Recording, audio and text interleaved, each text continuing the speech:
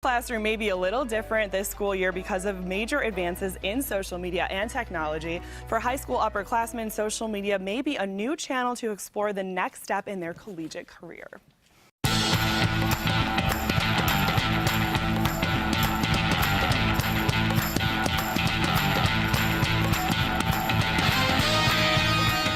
We're joined right now by communications expert and a board member for Buffalo Social Media Club. We have Jason Malika talking with us right now about how the older students in our lives, so older high school students and people who are starting college, can really utilize all of these platforms to help think about the next step in their lives, which is something that a lot of parents don't have to go No, through. and it's, you know, obviously times have changed, as we've mentioned many other times before. I think when we were in school, obviously we didn't even have these. You know, Right. Now it's becoming commonplace for schools to have iPads or at least computers in the classroom or smart boards.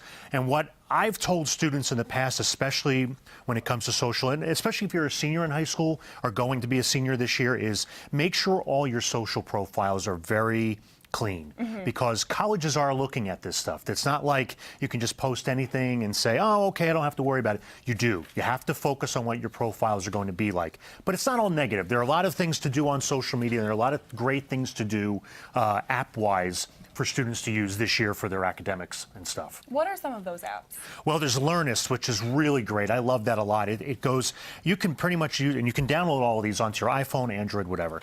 The great thing about Learnist is that it organizes everything for you, and it keeps track of things as you're moving along. It's the same kind of like iHomework, which is also another great app.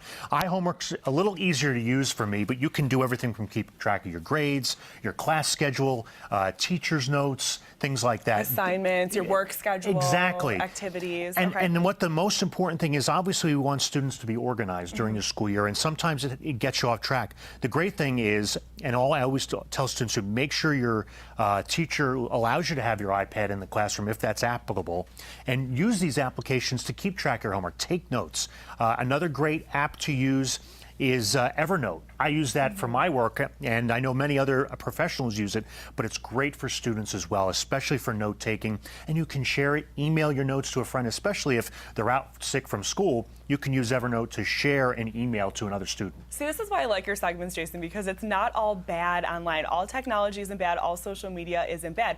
Adults use it, and if kids can be professional about it, they can take advantage as well. Exactly, and I think that's the one thing. We tend to hear a lot of the negative in social media, and I'm not to say it's not to say it doesn't happen. We see that all the time.